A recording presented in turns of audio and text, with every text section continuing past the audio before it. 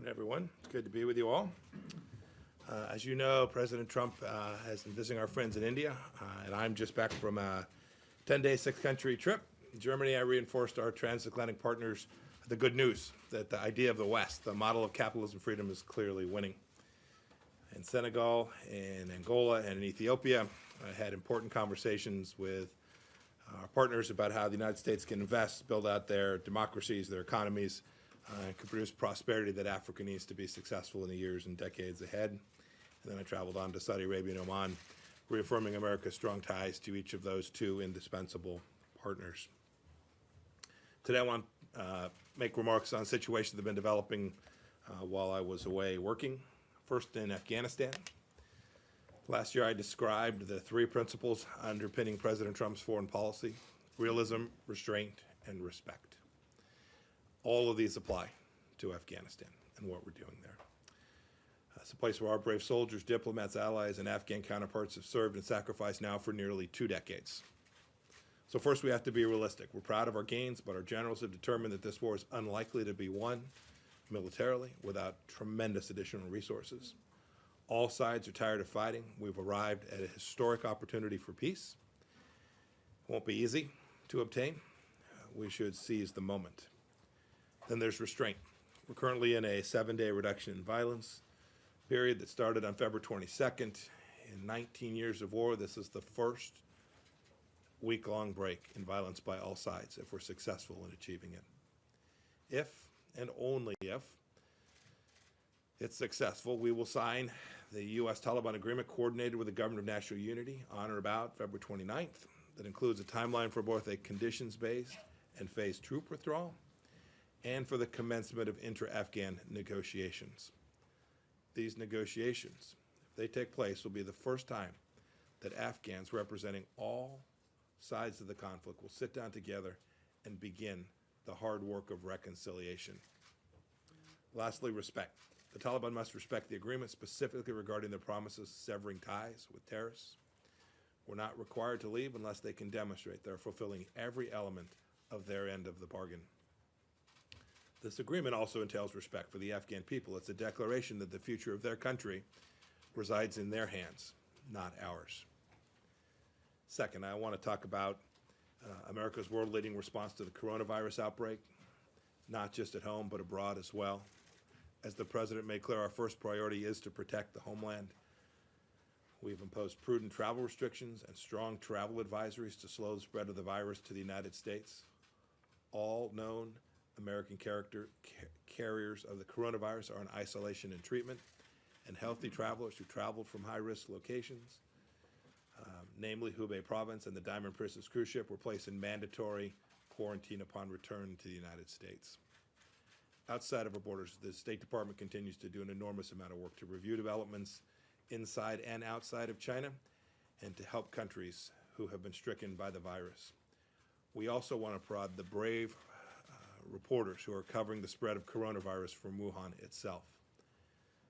Expelling our journalists exposes once again the government's issue that led to SARS and now the coronavirus, namely censorship. It can have deadly consequences. Had China permitted its own and foreign journalists and medical personnel to speak and investigate freely, Chinese officials and other nations would have been far better prepared to address the challenge. Similarly, the United States is deeply concerned by information indicating the Iranian regime may have suppressed vital details about the outbreak in that country. As of yesterday afternoon, Iran was second only to China in coronavirus deaths. All nations, including Iran, should tell the truth about the coronavirus and cooperate with international aid organizations. Staying on Iran, this weekend the Islamic Republic held another rigged parliamentary election. The United States heard the Iranian people's disgust at their government's repression. We've had people send in messages from all across the country. One Iranian said, quote, "I will not vote. Voting means that we give legitimacy to this corrupt regime. We won't cooperate with them in its crimes." Another said, quote, "I have not voted in my life, and I will not vote for this corrupt mafia system at all." End of quote. The United States stands with the Iranian people who continue to support their voices. These are people who are desperately eager to be heard in a free and fair election. I also want to speak briefly about the situation in Syria's Idlib province. The Assad regime's brutal new aggression there, cynically backed by Moscow and Tehran, imperils now more than 3 million displaced persons, including, as we've tragically seen, young people. As we've said many times before, the regime will not be able to obtain military victory. The regime's offensive only heightens the risk of conflict with our NATO ally Turkey. The answer is a permanent ceasefire and UN-led negotiations under UN Security Council Resolution 2254. As President Trump said on Tuesday, we are working together with Turkey on seeing what we can do together. Finally, as I've said many times, and most recently during my meeting with Foreign Minister Lavrov in Munich, meddling in our elections is unacceptable. The Trump administration will always work to protect the integrity of our elections, period, full stop. Should Russia or any foreign actor take steps to undermine our democratic processes, we will take action in response. And Russian election interference isn't a problem unique to America. Russians have been sowing division and distrust among citizens of the United States and other countries, from Belarus to Zimbabwe. I'd love to see you all report more on that. I think we've covered pretty much everything that I wanted to speak about today. I'm happy to take a handful of questions. Thank you. Good morning, Mr. Good Secretary. morning, Matt. How are you? Well, I'm doing very well, thank you. Welcome back. Thank you. One, very briefly, I just wonder if you have any thoughts about the passing of Hosni Mubarak in Egypt. And then secondly, and more perhaps newsworthy, on Afghanistan. And I realize there's a bit of a hypothetical element to this, but presuming that we get to Saturday, the deal is signed, and the inter-Afghan talks begin, are there red lines for this administration other than the renunciation of terrorism for those talks? By that, I mean, do women's rights, respect for the Afghan constitution more broadly, if those are not agreed to by the Taliban or in those talks, does that mean the whole thing, the whole deal collapses? Matt, thanks. So first, respect our condolences to the family of Mr. Mubarak. Our mission set there has been to work with the current government to develop a better partnership with Egypt. We continue to work on that. As for what the inter-Afghan negotiations will yield if we get to that point, I think we're all eyes wide open about the complexity and the challenges. There's a reason it's been this long since they've sat at the table together. They have deeply divergent views, but I am confident that the wide range of persons who ought to have a seat at the table and who ought to have the capacity to yield an Afghanistan government that is formed out of this consensus will address all of the issues that you discussed, right? So we have our deep counterterrorism interest there, making sure that the homeland is never attacked. It's one of the central underpinnings of what President Trump has laid before us. And then our mission set is to make sure that the Afghan people come up with a solution that is an Afghan solution to the problems that have plagued that country for more than 20 years now, for an awfully long time. We'll certainly be there, be led by others, but we'll be part of that conversation. And our mission set is very clear. We want to assist and provide structures so that the Afghans can ultimately get an outcome that is led by Afghanis, driven by Afghanis, and is a long-term solution that all of the people of Afghanistan can live with. And they have all the rules, all the constitutional norms. Our hope is that when they sit at the table together, that they can grind through the broad range of issues that confront this country, whether that's the security situation, the economic situation, all the political dynamics that are at play there. It will be arduous, it will be complex, but it has to begin with a moment where the Afghans all sit together and begin to hammer out a consensus for their own nation. Secretary. ma'am. On China, you have issued a strong statement to condemn China for expelling the Wall Street Journal reporters. What are the options being considered by the United States to respond? And what is your take on this headline controversy that some of the Wall Street Journal says China staff has asked the paper to apologize, and a headline which was considered by the Chinese government as racist? Separately, if I may, on coronavirus, is a coronavirus outbreak affecting the preparation of the expected U.S.-ASEAN Special Summit? Thank you.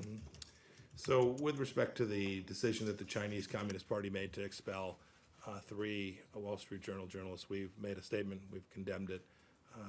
We've condemned it because it's the wrong thing to do from a perspective of freedom. We've talked about reciprocity and what Chinese media outlets have access to or permitted to do here in the United States. That is not the case for U.S. media outlets, or for that matter, not other non-Chinese media outlets inside of China as well. So there's an important principle there that we want to defend. But second, it's also incredibly important that we get accurate information about what's taking place there. With respect to the coronavirus, this data set matters. This information matters. The tactical situation on the ground matters, not only to assist us in helping the Chinese people, which we are committed to continuing to do, but to make sure that we are helping citizens all across the world, including citizens right here in the United States. So we think that information flow inside of China is at a critical moment. It's always important that we get good information, that there's free press everywhere, but it's especially essential this time where data and information matter because they provide things that go beyond anecdote so that we can respond in a way that meets the actual threat, not based on anecdote and rumor. I don't want to get ahead of what our policy options are that are being considered. We're looking at a broad range of things. We will take the appropriate action, and if necessary, we'll make sure that the president also gets a chance to weigh in on this decision as we move through our decision-making process. And then I don't have anything to say. The ASEAN summit is still, we're working our way through it for I guess it's the second weekend in March in Las Vegas. Thank you. May I follow up on Matt first? Yes, ma'am. And Mr. Secretary, you were suggesting in your answer to Matt that this has to be an Afghan-led solution once the negotiations take place. But President Bush, Laura Bush, and the entire administration, the State Department here under President Bush, made it very clear, as did the Obama administration, that women's rights had to be guaranteed under an American commitment to the women of Afghanistan. And having traveled there in the 90s under Taliban rule, I've witnessed what it was like for the women under Taliban rule. Would all of the blood, sweat, and tears of of this horrible war have taken place if not for some of those horrible procedures by the Taliban? And so, are we prepared to? I'm not sure I understand your question. Are we prepared to? What terrible procedures? I mean, the human rights abuses against half the Afghan population, as well as the terrorism base, of course, that led to 9/11. So, are we prepared to withdraw and let the Afghan government and the Taliban reach conclusions that disadvantage women, despite the American commitments under two administrations to the women of Afghanistan? Yeah, our mission set there has been much broader than that, and it continues to this day. It's deeply consistent with what you just spoke to. Our mission set there is to deliver good security outcomes for the Afghan people, to let their political process work its way through. I've met lots of Afghan leaders along the way as well. I'm very confident that the very concerns that you raise will be addressed as part of these conversations. The United States effort is to let the Afghans lead this process, and they'll come up with a resolution that is, I'm sure, uniquely theirs, just like every nation across the world does. The United States has expended an enormous amount of life in this, and we are now on the cusp of having an opportunity, which may not succeed, but an opportunity for the first time to let the Afghan people's voices be heard. I am confident that voices all across the Afghan political spectrum, the voices of women, the voices of minorities, the voices from all the different tribes and sects and political views, I'm confident all those voices will go into the ultimate solution. We and the others who will lead these negotiations will ensure that those voices are heard, and then the Afghans will drive the solution. You'll see, when you see if we get to this point on Saturday, and you see the arrangements that we have set forward, our conditions-based withdrawal sets a high bar for the things that will take place in order for America to ensure that we can accomplish both of those missions: a peace and reconciliation solution in Afghanistan, and ensuring that the homeland continues to be as risk-free as we can possibly make it. Next question. Rich. I'm not ignoring the prisoner release issue. Okay. It's an important one. We'll work our way through it. You'll see, if we get to that point on Saturday, you'll see what we have accomplished so far and then you'll see our proposals for how we would proceed Thank you. after that. Thanks. Hey, Mr. Secretary, Hi, Rich. is there a role the United States can or should play in these competing claims to the Afghan presidency? Yeah, we have the security role, right? Our lead function there is to make sure that there's an Afghan, our commitment is, right, there's an Afghan constitution. We want to make sure it's followed. They held a set of elections. We've got to validate that those elections were free and fair and accurate, that the counting and tally was right. We're on the cusp of enormous political opportunity. We're not going to let any one small group who has the idea that somehow they can undermine it. And there are many who want to spoil what it is that we have already achieved. We're not going to let that happen. And so our mission set is very clear. The Afghan people have spoken over the last 16 months as we've been working to get to this point that we are. And so far, the reduction in violence is working. It's imperfect, but it's working. It's got to work for a long time while this political resolution is driven forward.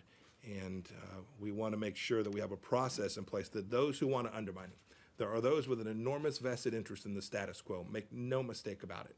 We want to make sure that those who want the status quo, bloodshed, tears, economic challenges, all of those people who have an interest, whether that's because of corruption or because some ideological view, can't spoil what it is that the Afghan people so richly deserve after they have sacrificed so much fighting alongside of us these past 20 years. Thank you, sir. I'll take one more. Who's got Okay, one? Nadia, go ahead. Good morning, Mr. Yes, ma'am. Secretary. Can we first get a reaction about the passing of the former Egyptian President Hosni Mubarak? And second on Syria. Yeah, Oh, you did? I did. Oh, I'm sorry, I didn't yeah. hear it. Yeah. Okay, second on Syria. You have issued many statements about the humanitarian disasters that unfolding in the Idlib province. You have blamed the Russians and the Iranians and the Syrian regimes. Yesterday, the Russian foreign minister warned what he called Western powers from negotiating with rebel groups. Does that mean that the ceasefire now is very difficult to achieve? And what can you do to enforce the ceasefire? Yes, it's very difficult to achieve. This is a complex problem that's gone on for a long time. It certainly predates our administration's time in office. Every effort at the ceasefire has been undermined by Assad, by the Russians, and the Iranians. Every effort that the United Nations has made to get the Constitutional Committee together under UN Security Council Resolution 2254, which is ultimately the resolution that the Syrian people need, has been undermined by those three. We have all the while used our diplomatic capability. You see that we still have forces on the ground in northeast Syria. And then we've also been the lead contributor to the humanitarian issues. You saw perhaps what happened, I guess now 2 weeks back at the UN, where we wanted more ways to bring safe passage for medical assistance and food assistance to come through. Those resolutions were blocked at the UN Security Council by the Russians. The humanitarian relief effort into this part of Syria was blocked by the Russians. We're continuing to work. We're working with Secretary General Guterres to make sure that not only American assistance, but assistance from all across the world can get to these people to at least mitigate the damage that's being done by the latest offensive in Idlib. Thank you all very much. Have a great day. One question. Thanks, everybody. Iran facing a very serious coronavirus outbreak in their health sector.